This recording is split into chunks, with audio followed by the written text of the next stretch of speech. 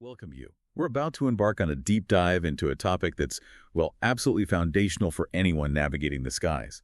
Especially as you gear up for your ATPL theory exams, we're talking about the invisible substance all around us.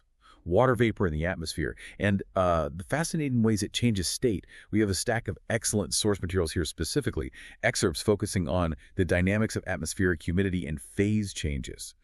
Think of this deep dive as your essential shortcut to really gripping these concepts, pulling out the most, important nuggets you need to know. Exactly.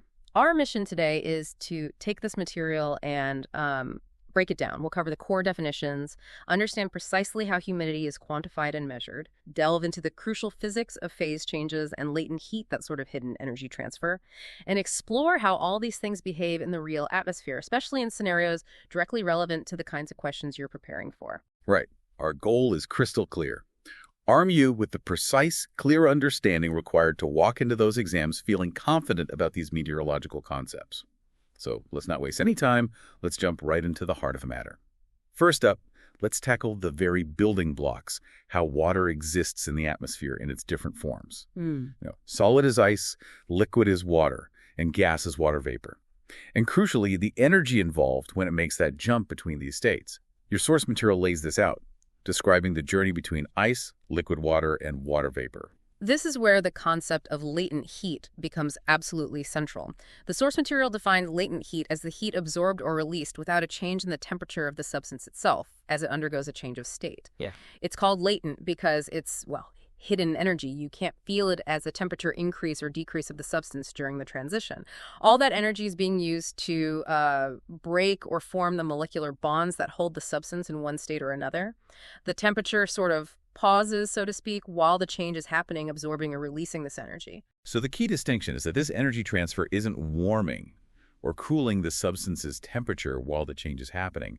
It's powering the actual change of state. Exactly. And your sources tell us exactly when this latent heat is absorbed and when it's released. Getting the direction right is fundamental, isn't it, for understanding how these processes impact the atmosphere? Absolutely. The direction of latent heat flow is governed by whether you're moving to a higher energy state, like gas, where molecules are more spread out and energetic, or a lower energy state, like solid, where they are more tightly bound. Okay, let's walk through the specific phase transitions mentioned in your source material and figure out which way the energy is flowing. Let's start with evaporation. This is the change from liquid water to water vapor moving to a higher energy state. Your source material states clearly that this process absorbs latent heat. Right. Think about when you sweat. Liquid water evaporates from your skin. To do that, it needs energy. It draws that latent heat from your skin, which is why you feel that cooling sensation. The sources also note that evaporation can happen at pretty much any temperature, as long as there's liquid water available and the air isn't already saturated with water vapor. It naturally slows down and stops as the air reaches its capacity for moisture. Okay, then the reverse process, condensation. This is water vapor changing back into liquid water, moving from a higher energy state to a lower one. Correct. And your source material explicitly states that condensation releases latent heat. This is a hugely significant process in the atmosphere. Really important. How so?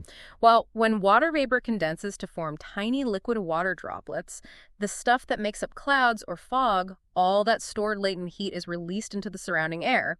This release of energy warms the air parcel, making it less dense and more buoyant. So it helps clouds grow. Precisely. This added buoyancy is critical for fueling the upward motion in growing clouds, which can lead to showers and thunderstorms. The source mentions that condensation usually requires tiny particles called condensation nuclei, things like dust, salt, pollution. Right. Thankfully, these are pretty abundant in the troposphere. What happens when we involve the solid state? Freezing is changing from liquid water to ice. Another move to a lower energy state where molecules... All right. Many thanks for listening to this free part of the ATPL Theory podcast. If you want to continue learning and access the full comprehensive guide, go to my Patreon at patreon.com/ATPLtheory or my Hero at herohero.co/ATPL. That is patreon.com/ATPLtheory or herohero.co/ATPL. Wishing you all the best